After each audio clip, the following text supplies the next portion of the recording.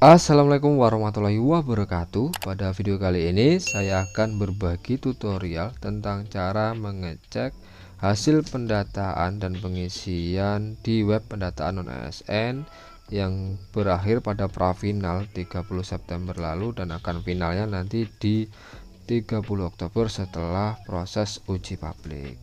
Setelah tahap prafinalisasi, maka BKN Pusat merilis database baru yang masuk ke dalam pendataan ASN dan tahap uji publik.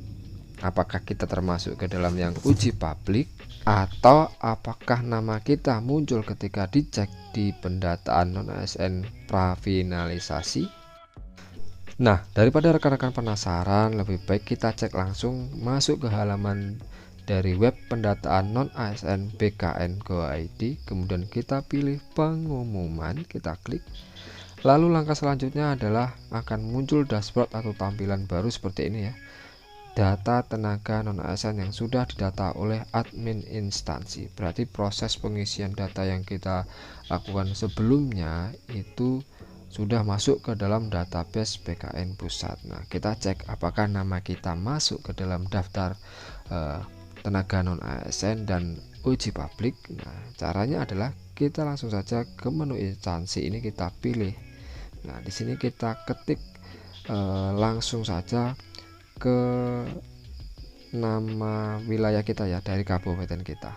Misalnya saya ketik di sini pemerintah Kabupaten Merangin. Nah, kita ketik saja pemerintah spasi kap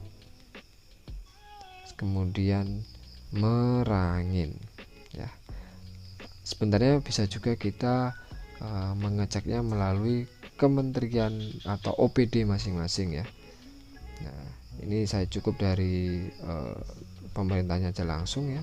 Ini sebenarnya bisa juga menggunakan nama OPD atau nama naungannya. Misalnya kalau dari dinas kesehatan ya kita ketik Kementerian Kesehatan, atau yang dari pendidikan kita ketik Kementerian Pendidikan dan Kebudayaan.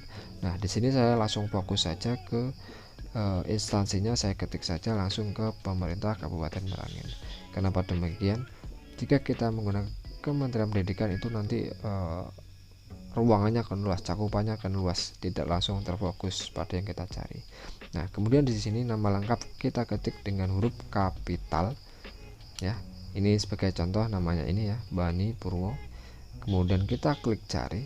Nama yang diinput adalah nama yang kita daftarkan ketika pengisian pendataan non ASN.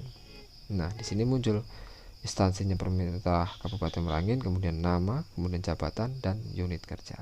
Nah, kalau mencari data yang lainnya cukup kita ganti saja di sini. Ya, kita klik cari.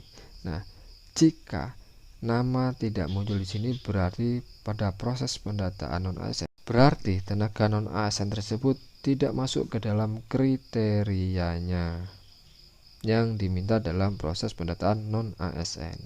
Sebenarnya uji publik ini berfungsi untuk melihat data yang dirilis untuk dilihat oleh masyarakat, apakah guru tersebut atau tenaga non ASN tersebut layak dimasukkan ke dalam pendataan non ASN atau tidak.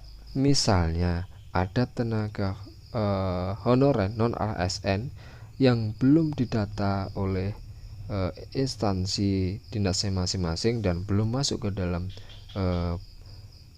pendataan non-ASN, maka akan direkomendasikan untuk mendaftarkan atau membuat akun di pendataan non-ASN dengan catatan kriterianya dan syaratnya sesuai dengan pendataan non-ASN. Atau bisa juga ketika proses pendataan non-ASN ada tenaga honorer dari sekolah swasta dan ternyata ketika pendataan non-ASN rupanya dia lolos. Nah, sebenarnya pendataan non-ASN itu diperuntukkan bagi sekolah negeri. Jadi nanti tenaga honorer yang dari swasta akan secara otomatis dihapus oleh admin BKN. Nah, bagi rekan-rekan yang sepertinya sudah sesuai persyaratan namun belum bisa membuat akun, ya kita ajukan saja membuat akun melalui helpdesk-nya atau helpdesk di web ini, atau bisa simak video saya sebelumnya, sudah saya jelaskan dan saya buatkan videonya bagaimana cara ketika tenaga honorer tidak direkomendasikan masuk ke pendataan non-ASN. Ini bisa kita ajukan secara mandiri melalui web helpdesk pendataan non-ASN.